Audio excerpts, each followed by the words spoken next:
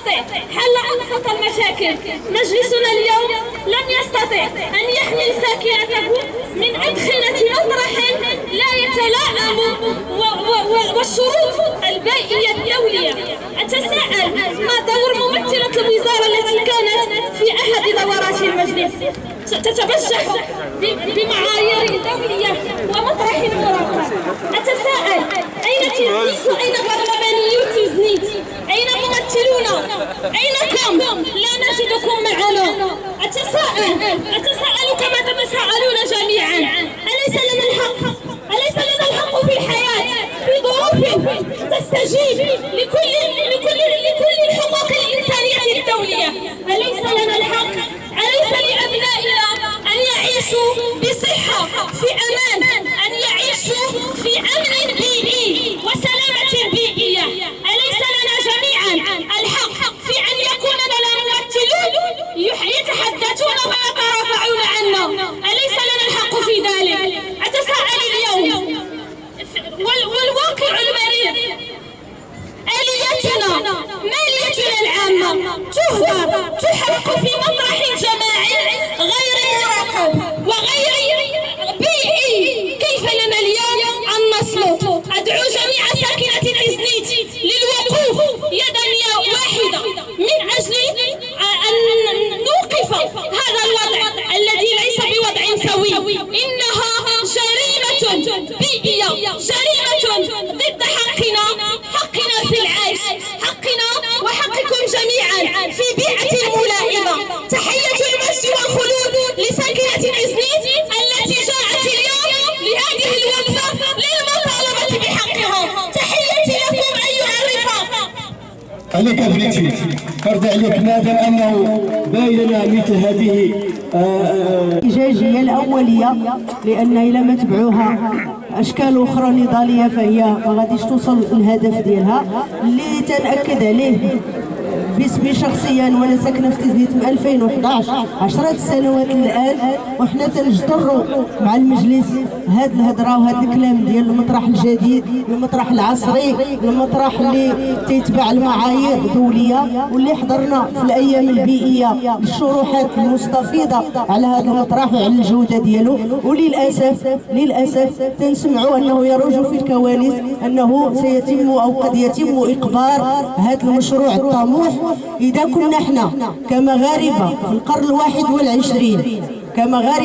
21 تنقولوا اننا تنصدروا التجربه الى دول جنوب الصحراء والساحل، دول افريقيه، فكيف بنا احنا في المدن ديالنا مازال تنعيشوا هذه المشاكل اللي هي يوميه واللي حشومه ان شي مجلس كما كنوعوا يقبل انها تستمر. هذا من جهه. من جهه اخرى المجلس السابق اي مجلس بلدي واي حكومه تتحترم الالتزامات ديالها، تتحترم المواطنين ديالها، وتتحترم الاصوات ديال المصوتين عليها، فإنها لا يمكن أن تقبر البرامج والملفات الواعدة الرائدة وتبدا تبني البرامج ديالها من صفر.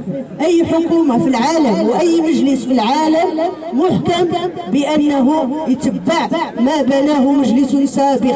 هذه هي أسس الديمقراطية كما تعلمناها وإحنا أطفال وكذلك وإحنا شباب. الأسس ديال الديمقراطية ملي تيجي شي فريق تيدبر الشأن المحلي فهو لا بد أن يلتزم بما خططه المجلس السابق، لأن هذه أموال المواطنين، أموال الكادحين اللي ما يمكن حتى شي واحد يتلاعب بها في أي عهد من العهود. وسمعنا وأنا مازال في أكادير سمعت في التسعينات بأن تزنيت ثاني مدينة نظيفة بعد إفران بعد أوروبا المغرب. فكيف الآن تزنيت اللي كانت ثاني أنظف مدينة في المغرب تصبح الآن من المدن الموبوءة بهذا الشكل؟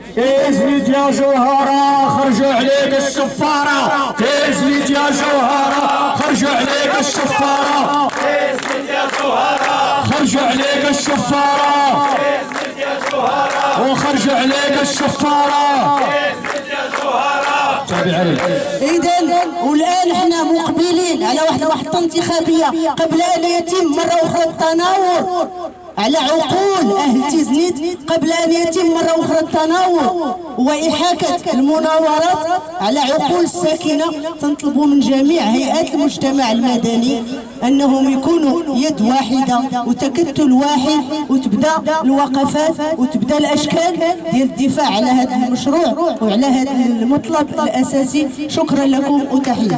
شكرا للأخت على هذا آخر حل شفنا أننا خصنا نديروه من بعد ما شفنا أنه ما عادش هذه 7 ولا ربما أكثر من ذلك وتزني تختنق، وما شفناش قضية التواصل، ما شفنا حتى شي بيان أو لا شي تصريح ديال الجماعة مدينة تيزنيت ولا ديال المعنيين بالأمر. بصفتي من ساكنة حي النخيل ما نقدرش نوصف لكم شنو عانينا هذه الفترة هذه، يعني رغم أننا سادين كاع المنافذ ديال المنزل، البيبان، الشراج، كلشي، ومع ذلك الدخان كيدخل للدار. وكتعرفوا أنه الأكسجين خصو يتجدد في الدار، يعني أنت ما تقدرش تحل هاد المنافذ هادو، وفي نفس الوقت هذاك الأكسجين ديال داك الهواء اللي في الدار يعني تلوث. فالصراحة كانت يعني كنتسناو شي تدخل اللي هو عاجل او لا غير شي توضيح او لا شي حاجه. ما بان لينا والو.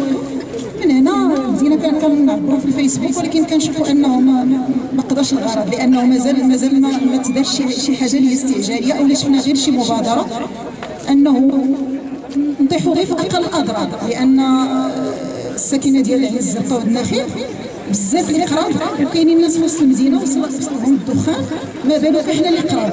وفينا هو الاهتمام ديال المسؤولين. الاطفال كيعانيو، المدرسه ديال المستقبل على ما اظن ما غادش كاينه في العين الزرقاء كيقراو فيها الاطفال، كيدخل لهم الدخان حتى القسم. الدخان بالنهار، الدخان بالليل، ما بقيناش عارفين امتى غادي نتنفسوا. يعني بالليل ما كنعسوش اولا كنعسو حنا مخنوقين، كنوضوا الصباح عاوتاني مخنوقين، يعني مشكل. يعني انا كنطالب جماعه مدينه تيزنيت وكافه المسؤولين انهم يشوفوا شي حل لهذه الكارثه هذه، لان كل شيء حتى الصحه ممكن يغمضوا عينينا على بزاف الحوايج، ولكن باش اننا نعانيو صحيا ولا يتصابوا الناس بالربو ولا بشي امراض خطيره حتى لهنا ما ستوب.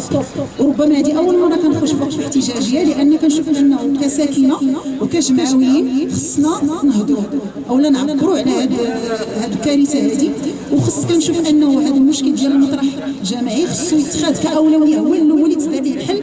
عاد نشوفوا شي حاجه اخرى كاصلاح الحدائق ولا شي حاجه والفضاءات الخضراء ولا شي حاجه. شوفوا لنا الحل هو الاول ديال هذه الكارثه البيئيه، لانها كتهدد الصحه ديال الجميع.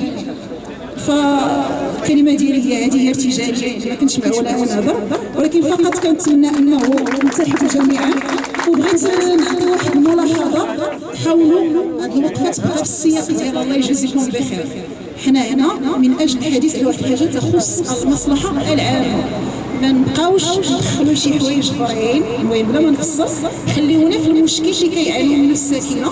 حنا كلنا اكيد تختلف الانتماءات ولا الخلفيات ديالنا، كاين اللي جمعوي، كاين اللي سياسي، كاين اللي هذا، ولكن حنا هنا من اجل قضيه واحده، هي اننا نلقاو الحل لهذا المشكل اللي عندنا. ما جيناش هنا نديروا مزايدات سياسيه ولا نشوفوا هذا يجر هذا الوقفه لهنا ولا هذا لهنا. اذا خليونا تنحلوا هذا المشكل، الله يجازيكم بخير، عاد تشوفوا شي حاجه اخرى. وشكرا. شكرا للاخت. اذا